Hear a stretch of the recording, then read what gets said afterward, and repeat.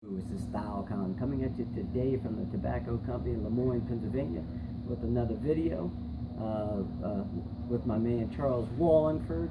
Got a subject for you today about stainless steel Rolexes maintaining their resale value. And I've been doing a lot of reading lately, and I'm assuming that maybe in the near future, not today, not tomorrow, 5 years from now, 10 years from now, they may not be worth as much as they are today. What do you think? I shake my head because what I'm about to say kind of goes against what I try to preach and try to teach, that Rolex isn't the best. There's other brands that are better, and for this reason or that reason. But the realization, reality was how's the term go? Perception is reality, and the perception that Rolex is the best becomes the reality. And I think that's going to be that's ingrained or really drilled in our heads for years upon years. I love Grand Seiko, as you've known or heard or what have you. But I don't have the same confidence in Grand Seiko that I have in Rolex, say a Rolex Steel Submariner. I know that Steel Submariner is going to sell because it's been selling for years upon years. You know, every great dynasty falls eventually, but I don't see it happening anytime soon. All right, now let me give you my reasons why I think in the future that they can go down in price, and then you tell me what you think. I mean, there's a couple different reasons. First, with the way the economy's going worldwide, it's not just here, but it seems like they're trying to eliminate the middle class, the upper middle class, and with that, most buyers of Rolexes are upper middle class people, at least the ones I've come in contact with. Number two, because younger people aren't buying wristwatches anymore. You know, that 20-something crowd, my son's in that group, and he doesn't wear a watch, and he said he never will. So if you don't get the newer people that are coming up to buy these watches, how can you sustain it? Number three, baby boomers are starting to die off. You know, they might pass their collection down to someone, but then needless to say, if there is no one there for the watch to buy them, it might be a hard sell. And then the last thing is world population. Now, depending upon where you look this up, because I did a little research before I did this video, as I do with all my videos, in industrialized nations, that's where the money is, most people are having fewer children. So if you're having fewer children, and then those children aren't wearing a watch because they're relying on their smartphone, their smartwatch to tell the time. Now, who is going to buy these millions of, well, Rolex makes close to 1 million watches. So hold on. So you think we're in another, maybe it won't be technically quartz, but like what happened with the quartz crisis, you think that might take place? Oh, it possibly could. I mean, the thing is, for these reasons, I mean, if you don't get young people to buy watches, who's going to buy watches 20 years from now, 20 years, 30 years from now? If there's no demand, if the population in the industrialized nation is going down, not up, if they're cutting out the middle class, if there's going to be two classes, poor and rich. Actually, I watched a YouTube video on this, and the guy's like become filthy rich because of the way our economy is. And he said, you know what, I don't spend more money, I don't buy more houses. He actually was advocating giving some of his money back to the middle class so they can fuel the economy, because when we had our issues here in the United States, it was the middle class that was getting hurt.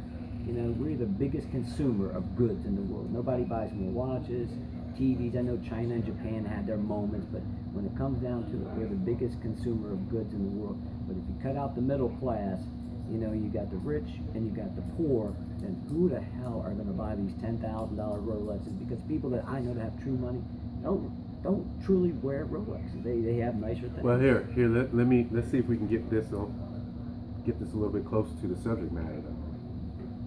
We're talking about Rolex. Are we talking about Rolex or are we talking about watches in general? Because if anybody can survive this, like the quartz crisis, I think Rolex could survive it, and other watch brands may not. I can possibly see that, but see, like say Patek and Panerai, they don't make a lot of watches. Patek, I remember Terry Stern saying they'll never make more than 50,000 watches a year. Beauvais, I think, well, Charles and I both like their watches. If I remember correctly, they only make 500 watches a year. So there's going to be low production numbers. I don't think those people are going to have a problem because their segment of the market is the 1%ers of the world.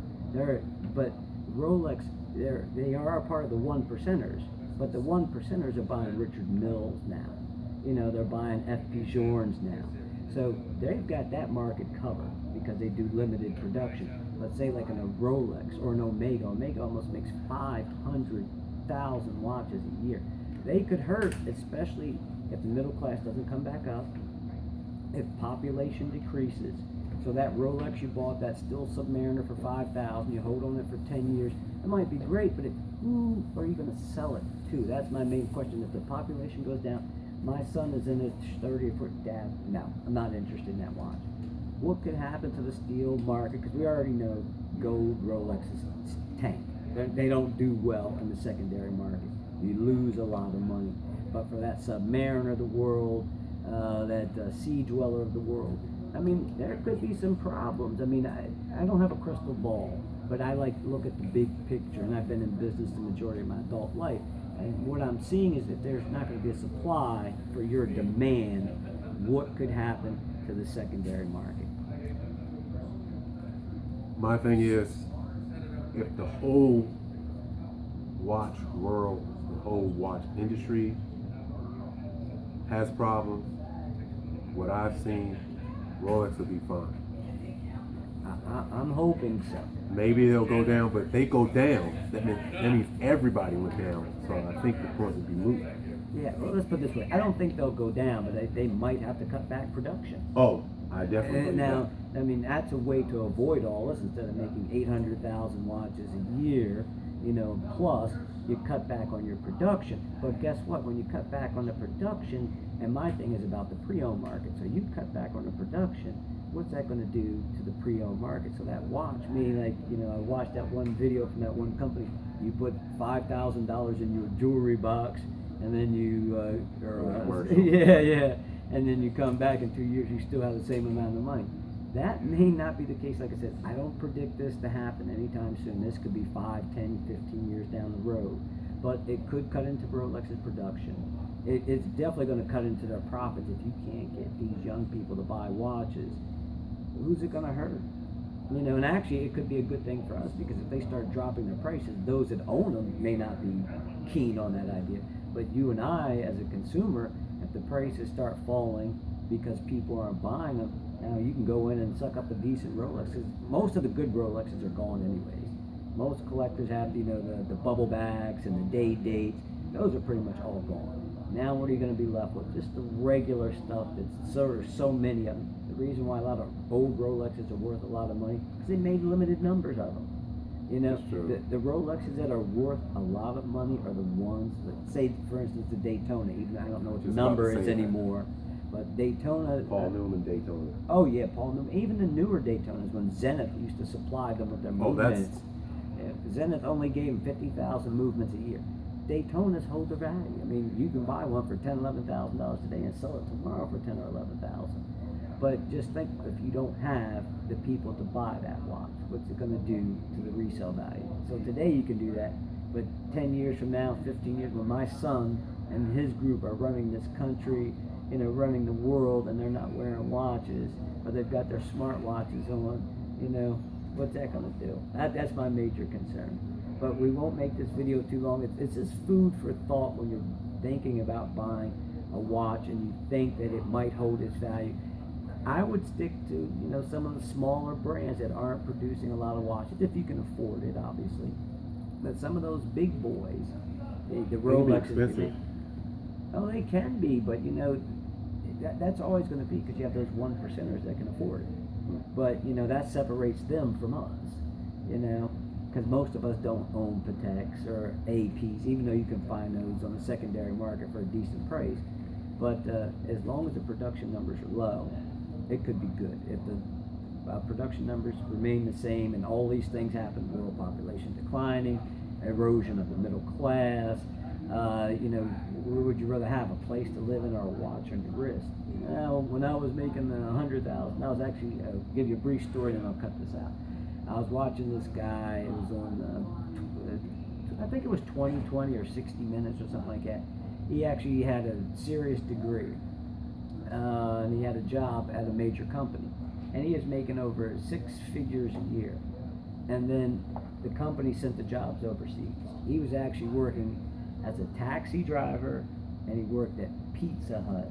And he said, and he was working 40 hours in each job a week, and he said he couldn't make anywhere near the money since they sent his job overseas. And that can hurt in resale value. You keep sending jobs to China, Japan, India. These people don't make a lot of money, and they don't make the money where they can afford to buy a Rolex. That's why I said cutting out the middle class, which we all know. A lot of companies send jobs overseas.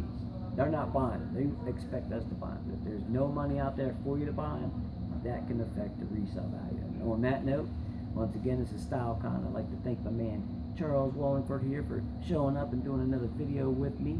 And I'd like to thank the tobacco company for hosting us as usual.